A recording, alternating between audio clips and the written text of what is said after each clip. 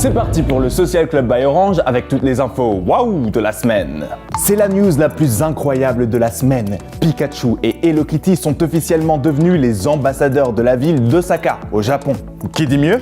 Ça bouge pas mal sur les réseaux sociaux avec la dernière mise à jour de Snapchat qui veut simplifier son ergonomie, générer des revenus pour les utilisateurs les plus créatifs et ainsi éviter qu'ils partent tous sur Instagram. Le réseau social vient justement d'annoncer le rajout d'une fonctionnalité que tout le monde attendait, le regramme, l'équivalent du retweet quoi. Sur YouTube, on se met enfin aux stories avec Reels qui permettra désormais de poster des vidéos de 30 secondes maximum, un peu comme sur Snapchat en fait. Et enfin, l'université de Stanford vient de créer l'Artificial Intelligence Index pour comprendre les domaines où la machine bat déjà l'être humain. Souvenez-vous, c'était en 1997. Deep Blue, l'ordinateur créé par IBM, battait le champion du monde d'échecs Garry Kasparov. 20 ans plus tard, c'est au tour de l'intelligence artificielle de dépasser l'homme. C'est un rapport de l'université de Stanford qui nous l'apprend. Depuis 2016, les progrès réalisés par les machines leur permettent d'être au moins aussi compétentes que vous et moi dans des domaines comme la reconnaissance vocale et visuelle, la détection d'objets, le traitement du langage ou encore le classement de photos.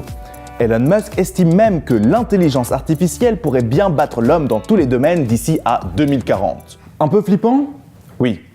Homme ou machine, la bataille vient de commencer. Happy birthday to you! On fête cette semaine les 25 ans de la création du SMS. Le 3 décembre 1992, des chercheurs de Deutsche Telekom et France Télécom, l'ancêtre d'Orange, inventaient un short message service limité à 160 caractères. Oui, un peu comme sur Twitter. Et c'est justement cette limitation technique qui a permis d'inventer un nouveau langage et de nouveaux mots pour communiquer plus vite et plus court. Alors question, le SMS est-il le père de Facebook Messenger et des emojis ? Affirmatif. Même s'il est sur le déclin, il est encore massivement utilisé par la génération Y qui le préfère souvent aux appels téléphoniques. Voilà, c'est tout pour aujourd'hui.